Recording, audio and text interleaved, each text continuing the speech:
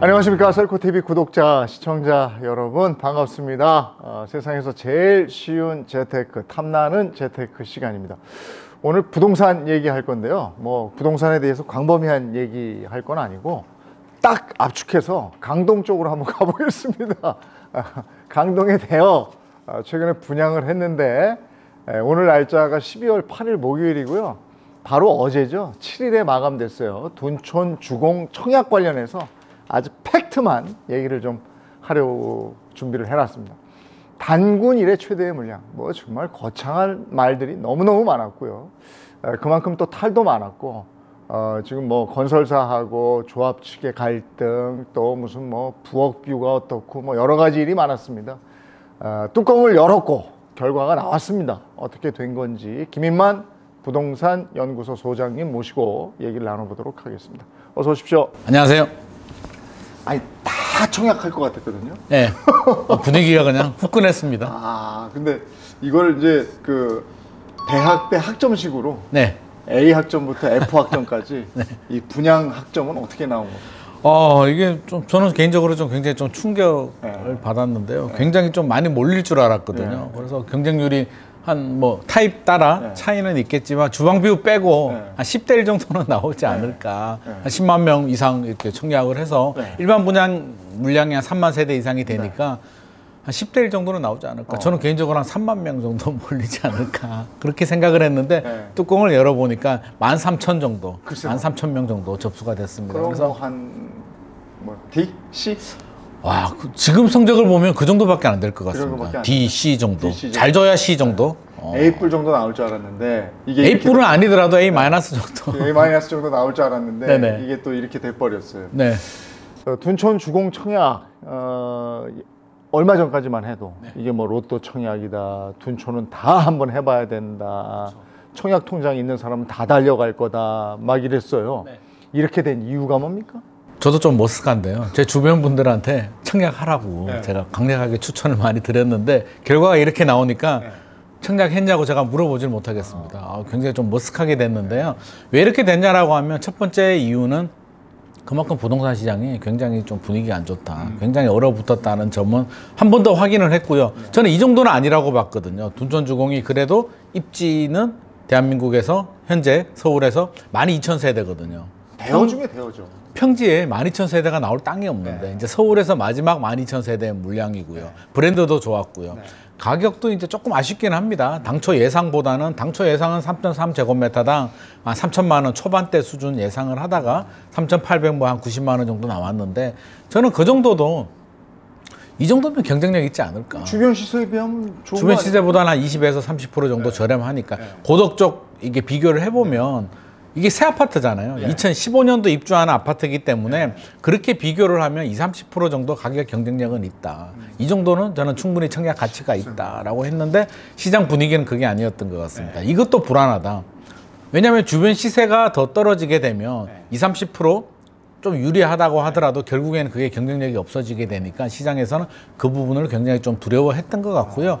거주 요건도 좀 복잡합니다. 뭐 2년 실거주에 8년 뭐 보유 뭐 이런 조건이 들어가니까 그것도 약간 문제가 됐었고 저는 가장 결정적으로 청약 전에 주방 뷰 뉴스에서 계속 나와가지고요. 언론에서 계속 부각을 하다 보니까 닭장 아파트 뭐 닭장 아파트다. 구조가 안 좋다라고 아마 단정을 지은 것 같습니다. 뉴스를 보시는 분들은 이거 좀 문제가 많은 거 아니야? 건축 과정에서도 공사도 중단되고 여러 가지 문제도 많았는데 분양가도 생각보다는 낮게 나온 것 같지가 않고 주방 뷰까지 나오니까 이거는 아주 악재가 다 겹쳤군요. 악재가 다 겹친 것 같습니다. 여러 가지가 겹치다 보니까 지금 결과적으로 보면은 저는 청약 실패라고 보여지거든요. 이게 사실 뭐 미분양이 나진 않았어요. 특별공급의 일부 타입은 미분양이 미달이 나긴 했는데 그거는 좀 이해를 해줘야 되는 게 신혼부부 특공 같은 경우에 신혼부부가 이제 살림을 꾸려야 되는데 전용 39 타입 같은 경우는 너무 부족하고요. 다자녀 같은 경우에 애가 3명인데 49 타입에 들어갈 수가 없잖아요. 그래서 그런 부분은 좀 이해는 되지만 그래도 결과가 너무 저조하다. 이게 그 500% 정도는 추가로 접수를 해야만 2순위로 넘어가지 않거든요. 우선순위 해가지고. 근데 지금 일부 타입들, 평면이 좀 괜찮은 타입을 제외하고는 결국 2순위로 넘어갔기 때문에 저는 이 정도면 실패다. 당첨이 됐어도 실제로 계약하는 건 또 봐야 되는 거잖아요. 그렇죠. 그래서 계약이 안 되는 경우들도 나오기 때문에 보통 한 500% 더해서 100명 모집이면 600명 정도 이게 접수를 받거든요. 근데 지금 그게 접수가 안 됐다는 거고, 이 정도라면 계약하신 분들도 내가 잘못한 거 아닌가. 근데 아마 지금 계약하신 분들은 나중에 내가 이거 잡기 잘했어 하실 거예요. 아, 당연히. 저도 당연히 그렇게 생각하는데 지금 계약하신 분들은 내심 좀 불안할 겁니다. 10대 1 정도 막 서로 하고 싶어서 난리가 날 줄 알았는데 뚜껑 열어보니까 3대 1? 뭐 일부 단지들은 뭐 2대 1도 있고 하니까 내가 잘못 생각했나? 라고 생각할 수도 있는데 저는 그렇지 않다라고 봅니다. 제가 장담을 하건데 절대 그렇지 않습니다. 후회하지 않으실 네. 겁니다. 물론 뭐 분위기상 단기적으로 뭐 1년, 2년 부동산 시장 분위기가 안 좋으면 좀 안 좋을 수는 있는데 조금 길게 본다면 저는 걱정할 문제는 아닌데, 그럼에도 불구하고 뉴스를 보게 되면 청약 실패다, 뭐 경쟁률이 안 나왔다라고 하니까 계약 포기하시는 분들이 생각보다는 좀 있을 것 같습니다. 제가 언론사에 있어봐서 아는데요. 네. 언론은 좀 자극적이에요. 원래 그래요. 저도 충분히 이해합니다. 그래야 조회수가 나오니까. 근데 이게 이제 저 타입이 몇 가지가 있었잖아요. 네네네. 가장 경쟁력이 있었던 타입은 어떤 타입이었어요? 저는 개인적으로는 이제 A 타입이 좀 마음에 들었는데, 59 A 타입이 저는 뭐 평면이 마음에 들었는데 보는 분들마다 좀 차이는 있는 것 같습니다. 뭐 B 타입도 잘 나왔고요, 뭐 D 타입도 잘 나왔는데 C 타입 같은 경우는 약간 주방 뷰 마주 보는 뭐 그런 문제도 조금 있긴 해서 59 C와 84 E 타입이 아무래도 주방 뷰가 있어서 조금 문제였고요. 84 타입 같은 경우는 이제 주방 뷰가 좀 낮게 나오긴 했습니다. 84는 선호하는 타입 아닙니까? 선호하는데 중도금 대출이 안 나오죠. 그것도 악재 중에 하나였네요. 중도금 대출이 안 나오다 보니까 자금력이 있는 분들은 청약을 해야 되는데 이게 무주택자들이잖아요. 집 있는 분들은 추천 물량만 가능한데 추천 물량은 84는 적용 대상이 아니거든요. 그래서 소위 말해서 돈 있는 분들, 현찰이 얼마나 필요한 거였죠? 현찰이 10억 이상 필요하죠.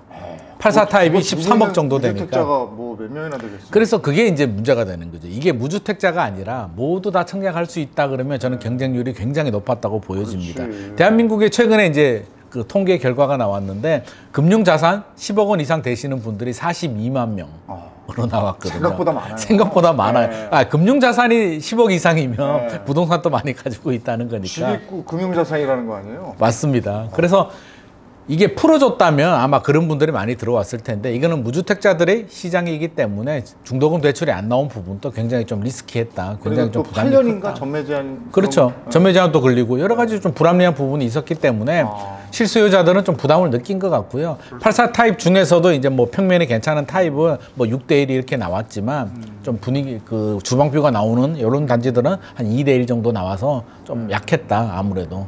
그 84 타입은 경쟁률이 3점 몇 대 1? 뭐 평균 그 정도 나왔죠. 전체적으로 하면 한 4.05 대 1 정도 나왔는데 타입별로 해서 뭐 2대 1 정도 나온 타입이 있고요. 6대 1 나온 타입들도 있기 때문에 선호도에 따라서 좀 차이가 있습니다. 제일 경쟁률이 높았던 거는 어떤 거? 제일 경쟁률이 높은 타입은 아무래도 제가 이제 뽑아왔는데요. 제일 경쟁률이 높았던 타입은 이게 59 같은 경우는 59 A 타입.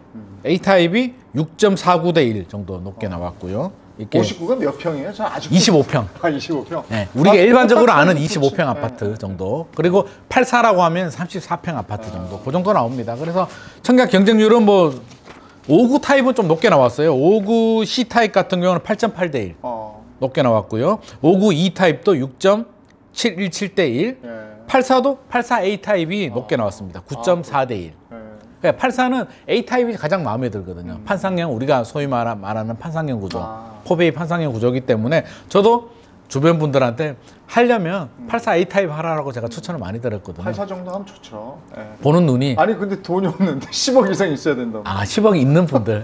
동원, 그러니까 예를 들어서 전세 살고 있는데 입주할 때 좀 이렇게 할 수 있는 분들, 그리고 자금이 안 되는 분들은 저는 5구로 가라고 했습니다. 뭐 5구는 갈 수, 중도금 대출이 나오니까 자기 능력껏 해야죠. 5구도 한 3인 가족 정도에선 좋잖아요. 요즘 5구 타입은 잘 나옵니다. 옛날 구조하고 나오더라고요. 달라요. 넓게 나오고 확장을 하기 때문에 저는 4인 가족도 5구 타입이 방 3개가 나오거든요. 그건 인기라고 그러더라고요. 네, 인기 있습니다. 중도금 대출도 나오기 때문에 지금 5구 타입에 좀 많이 몰렸어요. 5구 타입에 뭐 8대 1, 6대 1 정도 나왔고요. 84 타입은 가장 타입이 좋은 84A 타입이 9대1, 9.4대1 정도 나왔고 B타입이 6.5대1 정도 요 정도 나왔기 때문에 타입별로 좀 선호도가 갈렸다. 이왕 대출 안 받고 내가 들어가는데 타입이라도 좋은 거 해야 되지 않냐라는 심리가 좀 작동이 된 것 같고 가장 문제가 됐던 주방뷰 그건 실제로 84 E타입 E타입은 2.69대1 상당히 낮게 나왔습니다. 아니 근데 진짜로 그래요? 주방 비유가 뉴스에서 봤듯이 그렇게 돼요? 네. 모델하우스 가서 보셨어요? 저는 모델하우스는 가지 않았는데 갔다 온 분들한테 이야기를 많이 들었거든요. 실제로 이제 주방뷰예요.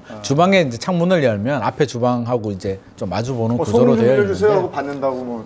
그거는 너무 극단적이에요. 후추 좀 빌려주세요. 아니, 소금 좀 그런 주세요. 소문이 나니까 지금 이렇게 된 거 아니에요? 그러니까 뉴스에서 그렇게 나왔는데 사실 그게 요구사항이 좀 있었다고 해요. 히스토리를 들어보면 건설사에서 맞습니다. 그러니까 건설회사에서 뭐 일부러 저렇게 한 건 아니고 환기도 해야 되고 여러 가지가 있어서 구조를 일부러 저렇게 뺐다라는 그런 이야기가 있습니다. 뭐 조합원들도 크게 불만이 있지 않고요. 가서 보신 분들은 괜찮은데? 그렇죠. 구조 괜찮았다는 반응이 생각보다 많았습니다. 저도 좀 구조가 좀 그런가? 라고 했는데 갔다 오신 분들은 평이 좋았거든요. 그래서 모델하우스 사람들도 많이 참가를 했고요. 평도 좋아서 굉장히 좀 고무적으로 한 10만 명은 올 거다라고 생각을 했는데 뚜껑 열어봤더만 역시 영향을 좀 준 것 같습니다. 그러면 이 여파로 다음 타자는 어디예요?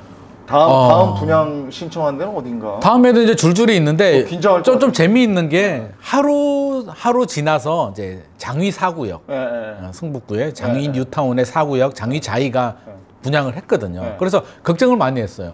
둔촌주공이 이 정도 나왔으면 장위는 그냥 큰일 나는 거 아니야? 2,000세대가 넘는 대단지임에도 불구하고 가격은 84 타입이 한 10억 정도 하니까 가격 경쟁력이 있었나요? 가격 경쟁력은 있지만 입지 차이 따져보면 사실은 경쟁력이라고 할 수는 없거든요. 저는 둔촌을 더 높은 점수를 줬는데 대부분이 그렇죠. 근데 뚜껑을 열어보니까 여기도 한 3대1 정도 나왔습니다. 그러니까 실수요자들은 아무래도 중도금 대출이 나왔다는 점에서 굉장히 좀 마음의 위안을 삼은 것 같고요. 하시는 분들은 3억도 부담스러웠던 것 같습니다. 최근에 부동산 시장 분위기가 안 좋다 보니까 실수요자들은 대출 안 나오는 둔촌에 아무리 좀 뭐 좋다라고 하더라도 이게 13억은 좀 대출 안 나오는 13억은 좀 부담스러웠다. 대출이 나오는 10억에 장인 뉴타운은 제 생각에는 생각보다 같은 3대1이지만 생각보다는 좀 선방을 한 것 같고요. 둔촌은 기대가 너무 컸던 것 같습니다. 자, 그럼 이제 둔촌 주공의 미래에 대해서 OX 퀴즈식으로 저희가 풀어보도록 하겠습니다. 예상보다 저조한 청약 환경이 경제 위기까지 불러온다? 이게 나비 효과가 발생하거든요. 공급자와 수요자 입장에서 생각을 해야 되는데 먼저 공급자, 건설회사 입장에서 본다면